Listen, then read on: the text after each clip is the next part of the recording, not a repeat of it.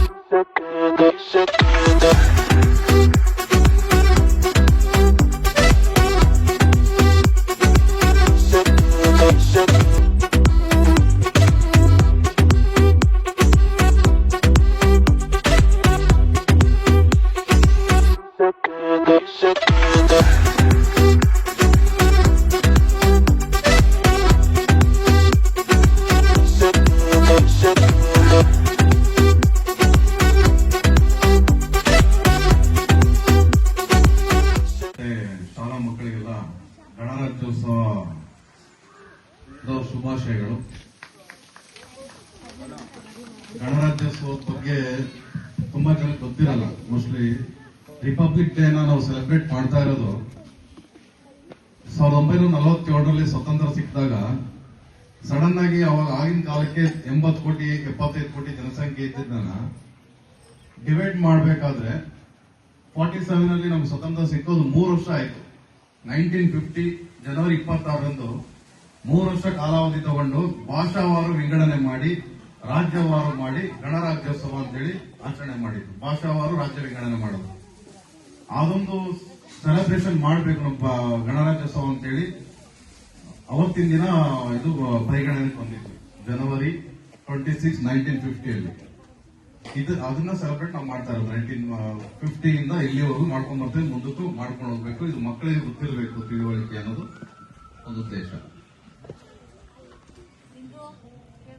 ನಾವು ನಮ್ಮ ಸಂಘದಿಂದ ನಮ್ಮ ಪುಣ್ಯಭೂಮಿ ಸೇವಾ ಸಮಿತಿ ಅಂತ ನಾವು ಓದಿದ್ದು ನಮ್ಮ ಟೀಮಲ್ಲಿ ಇರೋರೆಲ್ಲ ಆಲ್ಮೋಸ್ಟ್ ಕನ್ನಡ ಮೀಡಿಯಂ ಅಲ್ಲೇ ಓದಿ ಬೆಳೆದು ನಮ್ಗೆ ಈ ಕಷ್ಟ ಸುಖಗಳು ಗೊತ್ತು. ಮತ್ತೆ ಗವರ್ಮೆಂಟ್ ಇಂದ ಎಷ್ಟು ಫಂಡ್ ಬರುತ್ತೆ, ಡೈರೆಕ್ಟ್ ಆಗಿ ಇಲ್ಲಿ ಎಷ್ಟು ಬರುತ್ತೆ ಅದನ್ನ ನಾವು ತಿಳ್ಕೊಂಡು ನಮ್ಮ ಸ್ವಂತ ಸಂಪಾದನೆಯಿಂದ ನಾವು ಒಂದು ಅಳಿಲು ಸೇವೆ, ಇದು ಸೇವೆ ಯಾವುದು ದೊಡ್ಡದಲ್ಲ, ಇದು ಅಳಿಲು ಸೇವೆ ಹುಡ್ಕೊಂಡು ಶಾಲಾ ಮಕ್ಕಳಿಗೆ ಮಾಡುವಂತದ್ದು ಮಾಡ್ತಾ ಇದೀವಿ. ನಿಮ್ಮೆಲ್ಲರ ಆಶೀರ್ವಾದ ನಮ್ಗೆ ಹೀಗೆ ಇರಬೇಕು ಅಂತ ಕೊಡ್ಕೊಳ್ಳಿ. ಇಂದಿನ ಮಕ್ಕಳೇ ನಾಳಿನ ಪ್ರಜೆಗಳು ಅಂತ ಹೇಳ್ತಾ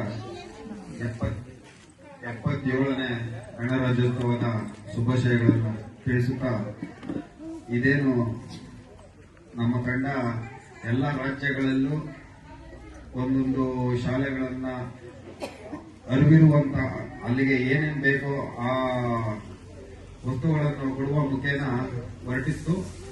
ಆದರೆ ಮಂಜಣ್ಣವರ ನೇತೃತ್ವದಲ್ಲಿ ಇವತ್ತಿನ ದಿನ ಈ ಹೊಸಕೋಟೆಯಲ್ಲಿ ಮಾಡಬೇಕಂತ ಹೇಳಿ ತೀರ್ಮಾನ ಮಾಡಿದಾಗ ಜನವರಿ ತಿಂಗಳಲ್ಲಿ ಮಕ್ಕಳಿಗೆ ಟೇಬಲ್ ಮತ್ತು ಬ್ಯಾಗ್ ಅವಶ್ಯಕತೆ ಇದೆ ಅಂತೇಳಿ ನಮ್ಮ ಸಂಸ್ಥೆಗೆ ಅವರು ಹೇಳಿದಾಗ ಎಲ್ಲ ಕುತ್ಕೊಂಡು ತೀರ್ಮಾನ ಮಾಡಿ ಇವತ್ತು ಹೊಸಕೋಟೆಯಲ್ಲಿ ಮಾಡೋಣ ಅಂತೇಳಿ ಎಲ್ಲ ಕೆಲಸಗಳನ್ನು ಬಿಟ್ಟು, ಅವ್ರದೇ ಆದಂಥ ಕೆಲಸಗಳಿದ್ರೂ ಎಲ್ಲ ಕೆಲಸಗಳನ್ನು ಬಿಟ್ಟು ಬೆಳಗ್ಗೆ ಎದ್ದು ಶಾಲೆ ಮಕ್ಕಳ ಜೊತೆಯಲ್ಲಿ ನಾವು ಬಂದು ಈ ಕಾರ್ಯಕ್ರಮದಲ್ಲಿ ಹಮ್ಮಿಕೊಂಡಿದ್ದೀವಿ. ಅದು ನಮ್ಮ ಪುಣ್ಯ ಅನ್ಕೊಂತೀನಿ.